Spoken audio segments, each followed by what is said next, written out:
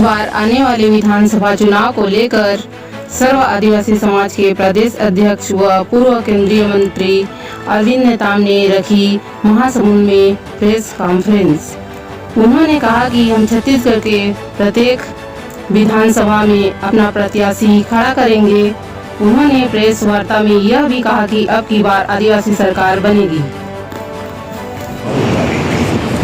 इसके अलावा भी 20 ऐसे जनरल सीट हैं जहां 20 से 40% मतदाता आदिवासी समाज के हैं।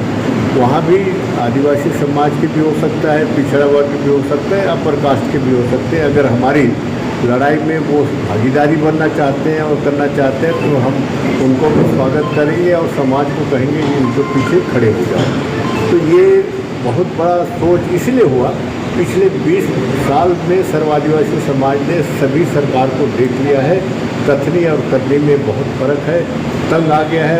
धरना प्रदर्शन आंदोलन कर करके मांगे कभी पूरी नहीं हुई, न सुनवाई होती, नहीं बुला के चर्चा नहीं करते।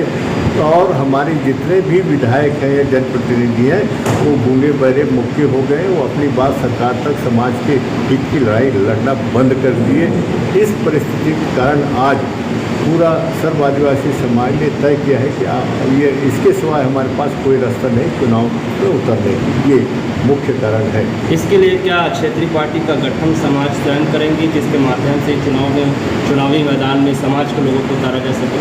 नहीं, हमने इसमें चुनाव आयोग से, इलेक्शन कमीशन से मार्गदर्शन मांगा है कि हम किस स्तर पे कैसे हम चुनाव लड़ सकते हैं। जो उनकी गाइडलाइन होगा उसके हिसाब से हम फैसला करेंगे। बड़ी बात आपके जो आदिवासी नेता हैं उनको किस तरीके से बहिष्कृत करें, क्योंकि आपकी बातें वो विधानसभा में रखते ही नहीं है जी। जो आपके चुने हुए नेता हैं, अभी फिर वो चुनाव लड़ेंगे, उनको कैसे बहिष्कृत करेंगे या कैसे उनके वोट काटेंगे, क्योंकि अपनी बात को ऊपर रखते ही नहीं समाज की बात। नहीं तो उसी कारण तो अब वैसा है, तो हमारे हाथ में तो है नहीं कि उनको निकाल बाहर करें। लेकिन समाज तो आपके साथ है। नहीं, तो क्या वोट करेंगे? नहीं, मैं वही तो मैं कह रहा हूँ। इसीलिए फैसला किए कि उनको अगर ये करना है तो वोट की राजनीति में उतरना पड़ेगा। समाज उतर रही है। कल तक के राजनीतिक दल के प्रतिनिधि के रूप में उतरते रहे हैं, तो अब देखेंगे उनको अब सबक सिखाने का यही एक तरीका हमारे विचार में आया है। और दूसरा रास्ता हमने कोई सोचा नहीं। पूरे छत्तीसगढ़ में कितने प्रतिशत आदिवासी, कितना फर्क पड़ेगा इस चुनाव में आदिवासी में? निश्चित से पड़ेगा, बिल्कुल पड़ेगा, बिल्कुल पड़ेगा। छत्तीसगढ़ की अगर बात करें, हाँ, छत्तीसगढ़ की बात करें तो छत्तीसगढ़ में जो है लगातार ये देखने को मिलता है कि जो भी जनप्रतिनिधि चुन के जाते हैं तो आदिवासी समाज के मुद्दे रखने में असफल हो जाते हैं। और बार बार ये बात क्या आती है कि आदिवासी समाज के एक मुख्यमंत्री होना चाहिए या उप मुख्यमंत्री होना चाहिए। सरकार बीजेपी हो या कांग्रेस हो, मुद्दे लगातार उठाते हैं, आदिवासियों के नाम पे वोट बैंक की राजनीति की जाती है। लेकिन इस बार ऐसा क्या परिवर्तन देखने को मिलेगा जो समाज के बीच?